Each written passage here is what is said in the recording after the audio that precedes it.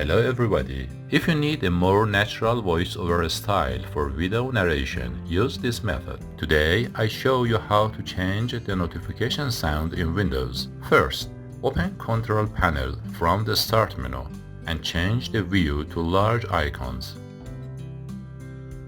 Then click on Sound and open the Sounds tab. Here, select Notification and press Test to hear the current sound.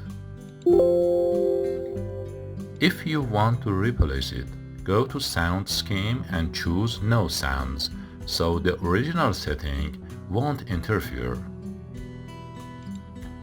Now, download the sound you want.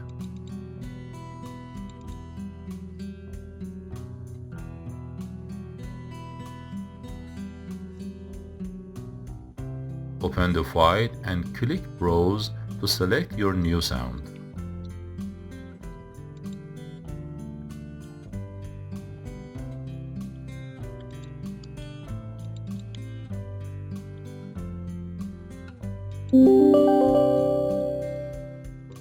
Finally, click Save As, give it a name, and save your new sound scheme.